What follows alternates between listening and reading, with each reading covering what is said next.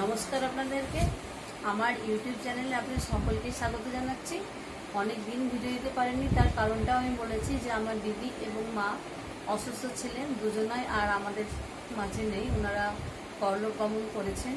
এর জন্য আমার অনেক দেরি হয়েছে, অনেক দিন ধরে ভিডিও দিতে পারিনি। তো আমার আমার ছোটো ছোটো বোনেরা আমাকে কমেন্ট করে জানিয়েছেন ঋণ খাতাটা আবার বলার জন্য, এবং আরেকটা আমি নামটা লিখে রেখেছিলাম, একটা রত্না সরকার বলে একজন আমার বোন আছেন, আর একটা নাম এই মুহূর্তে মনে করতে পারছি না। উনিও জানিয়েছেন যে 1.5 লাখ টাকার তিনি লোন নেবেন এবং কিভাবে তাকে কিস্তি কতটা পড়বে এবং কতটা শোধ করতে হবে, সুদ কতটা লাগবে। আমি ওর উত্তরটা পরে দেব। এখন আমি একটা ঋণ খাতার অঙ্ক আর একটা আপনাদের সামনে করে দেখাচ্ছি।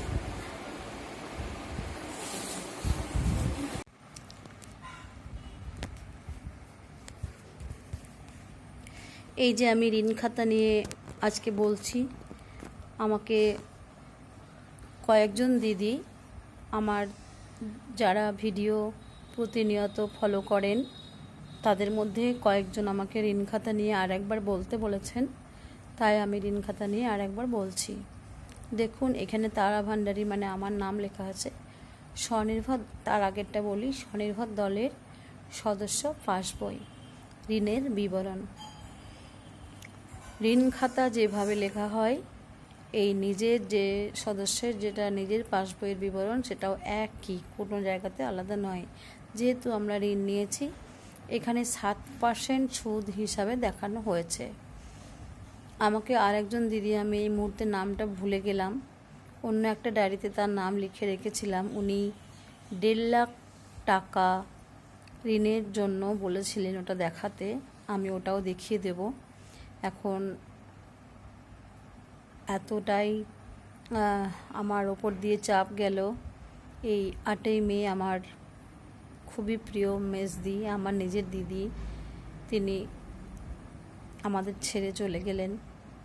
আবার তার পরের মাসে 16ই জুন আমার মাও আমাকে ছেড়ে, আমাদেরকে ছেড়ে চলে গেলেন। তাই অনেক দিন আমি ভিডিও দিতে পারিনি, আপনারা আমায় ক্ষমা করবেন। আর যারা প্রতিনিয়ত আমার ভিডিও দেখেন তাদেরকে আমি সত্যি অন্তর থেকে ধন্যবাদ জানাচ্ছি। আমি অনেক কমেন্ট পেয়ে থাকি, দিদি এইটা সুদ বলে দেন, ওইটা সুদ বলে দেন। আমি সবাইকে হয়তো দেরিতে উত্তর দিই, কিন্তু দিই যে হ্যাঁ দিয়ে দেবো, করে দেবো। অনেকেই অনেক কিছু লিখেছেন। আমি এবার পরের পর যেভাবেই হোক রাত্রি 10টা 11টা হলেও আমি ভিডিও আপনাদেরকে দেব। আমার চ্যানেলের সাবস্ক্রাইব অনেক বেশি বেড়ে গেছে, আমার চ্যানেল মনিটাইজার হয়ে গেছে, কিন্তু বিশ্বাস করুন আমি ভিডিও দিতে পারছি না বলে আমার অ্যাকাউন্টে আজও অবধি 1 টাকাও ঢোকেনি। তো আপনারা আমাকে সহযোগিতা করে চলেছেন, আশা করব পরবর্তী দিনগুলোতেও আমার পাশে আপনারা থাকবেন। এখন এতটাই শরীর আমার দুর্বল বা মনোবল হারিয়ে গেছে, যার জন্য ঠিকমতো ভিডিওটা দেখুন আমি করতেও পারছি না মনে হচ্ছে। এখানে ধরা হয়েছে 5/1/3 তারিখে। এটা ক্যাশ বইয়ের পৃষ্ঠা নাম্বার দিয়েছি কেন, আর এখানটায় কিস্তি সংখ্যা, ধরুন আমি 11টা বা 12টা বা 10 মাসে শোধ করব 10 কিস্তিতে, সেটা এখানে হবে। আমি এখানে 10 মাসে শোধ দেখিয়েছি, তাই এখানে হবে 10। কিস্তি সংখ্যা 10, মানে 10টা কিস্তিতে আমি ঋণ পরিশোধ করব। তাহলে এখানে আমি কি দেখাচ্ছি, ঋণ নেব কী কারণে।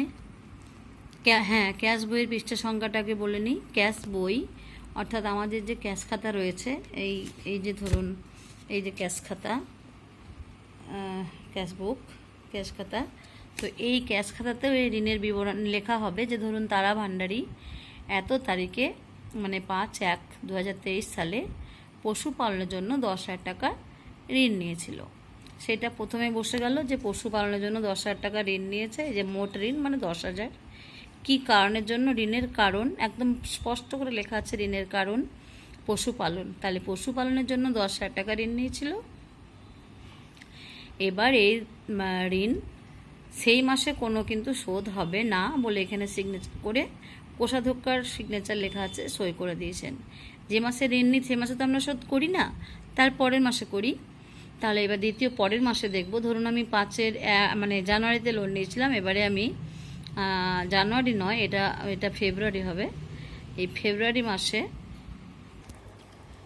এটা 5/2/23 ফেব্রুয়ারি মাসে একটা প্রথম কিস্তি জমা হবে। মানে আমার এখানে কিন্তু এখানে কিছু ক্যাশ বইয়ের পেস্টের সংখ্যা যা ছিল, তারপরে এটা হয়তো 5 নম্বর হতে পারে, 6 নম্বর হতে পারে। এটার সঙ্গে কিন্তু কিছু ইয়ে হচ্ছে না, মানে এটার সঙ্গে কোনো মানে এর জন্য কিছু যায় আসে না। আমার এইটা যেটা আমার ক্যাশ বই থাকবে, যে পৃষ্ঠা থাকবে আমরা সেটা লিখবো। আগেই বলে দিচ্ছি, এটা কিন্তু এরকম লেখা আমার 4, 5, 6, 7 পরের পর লিখে দিয়েছি। এটা এভাবে না লিখলেও হয়। এবার হচ্ছে পশুপালনটা আর হবে না, যেহেতু আমরা নিচ্ছি না, শোধ করছি, তাহলে আমার আসল এখানে দেখুন পরিশোধযোগ্য ঋণ। এই নিয়ে অনেকেরই অনেক কিছু ভুল হয়। পরিশোধযোগ্য ঋণ মানে হচ্ছে, আপনারা খাতায় লিখে নেবেন যে আমার দেওয়ার কথা কত। তার মানে আমার 10টা কিস্তিতে শোধ হলে 10,000 টাকা, একদম 1,000 টাকা করে 10 কিস্তিতে পড়ে। আর সুদটা কিন্তু একদম আলাদা। এই লাইনটা হচ্ছে পরিশোধ করার কথা কত, আর এই লাইনটা হচ্ছে ঋণ পরিশোধ হলো। মানে আমার 1,000 টাকা দেওয়ার কথা আসল, আর ঋণ দেওয়ার কথা 58 টাকা, আর আমার পরিশোধ হলো। মানে আমি যদি দিই তাহলে আমি 1,000 টাকা দিলাম, ঋণের 58 টাকাও দিয়ে দিলাম। তাহলে আমি এই জায়গাটা কী করলাম, রাইট। মানে আমার 1,000 টাকা দেওয়ার কথা দিয়ে দিলাম, 58 টাকা সুদ দেওয়ার কথা দিয়ে দিলাম। এবার হচ্ছে তাহলে আমার বাকি থাকলো কত, 10,000 থেকে 1,000 গেলে থাকে আমার 9,000। আর এখানটায় যে সুদ 53 টাকা লিখেছি, এটা কিন্তু মোট বাকি সুদ। এটা কিন্তু দুটো নিয়ম। অনেকেই কী করে যে আমার তাহলে সুদ কত বাকি 53 টাকা, অনেকে লেখেন, আবার অনেকে কিন্তু এটা লেখেন না। আপনাদের এটা কিন্তু দুরকমই হতে পারে। আমি এই জন্য এখানটা গোল দিয়ে দিচ্ছি, কেন কোনো দিদিরা বলে থাকেন যে সুদটা লিখবো, কিন্তু আমরা যখন শিখেছি তখন কিন্তু আমাদেরকে এটা সুদটা লিখতে বারণ করা হয়। মোট বাকি, যদি এটা এই 1,000 টাকাটা না দিত তাহলে কিন্তু 58 টাকাটা এখানে বসতো। সেই হিসাবে এটা আছে মোট বাকি। আর টাকাটা কোনটা, টাকাটা হচ্ছে 10,000 থেকে 1,000 বিয়োগ করলে 9,000 হয় সেটা। এবার এখানে খেলাপি ঋণ, খেলাপি করেননি, মানে খেলাপি বলতে ভালো করে সবাই জানেন যে আমার ঋণ দেওয়ার কথা ছিল, ঋণ দিইনি, এই জন্য খেলাপি হয়ে গেল।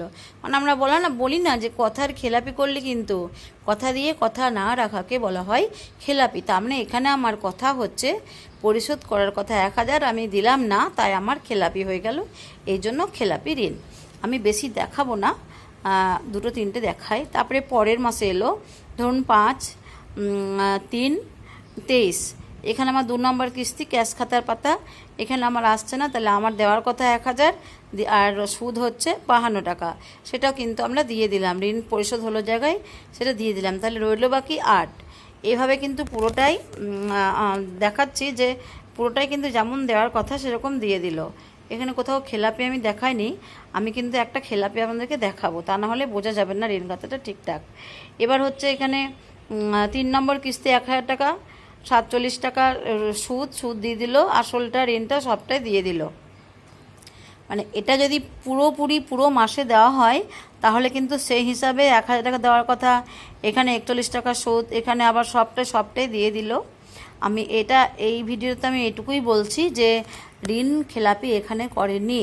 এবার আমি এরপরের যে ভিডিও দেখাবো সেটাতে দেখাবো খেলাপি, যে খেলাপি করলে সেটা কিভাবে লিখতে হয়। ওটা আমি লিখতে যদি বলি অনেকটা সময় যাবে, আপনাদেরও দেখতে হয়তো বিরক্ত লাগবে। আমি অঙ্কটা কষে আপনাদেরকে দেখিয়ে দেবো, আমি একেবারে বলে দেবো। এখানে আমরা যেমন দেখিয়েছি যে পুরোপুরি লোনটা যা দেওয়ার কথা দেখুন ওইভাবে কিন্তু দিয়ে গেছে পুরো যেটা দেওয়ার কথা সব দিয়েছে, এখানে কোথাও কোনো খেলাপি নেই। তাই লাস্ট 10 মাসে আমাদের 1,000 বাকি ছিল, 9 টাকা মাত্র সুদ, 1,000 টাকা 9 টাকা দিয়ে দিল, তার এখানে কি হলো, ঋণ পরিশোধ হলো। আমরা কিন্তু এটা লিখে দিই, যখন এই জায়গাটা যখন আমাদের ঋণ পরিশোধ হয়ে যায় তখন লিখে দিই যে আমাদের ঋণ পরিশোধ হলো, এবং এখানে কোষাধ্যক্ষার সই হলো, মানে সই করে দেবেন যে হ্যাঁ তারাভানে যে ঋণ নিয়েছিলেন সে ঋণ পুরোপুরি শোধ হলো। আজকে আমি এইটুকুই বলছি, আবার এর পরে কাল যে ভিডিও দেবো সেখানে আমি একটা ঋণ খেলাপি দেখিয়ে দেবো। আপনারা সবাই ভালো থাকুন, সুস্থ থাকুন, ধন্যবাদ জানিয়ে সবাইকে আমি শেষ করছি।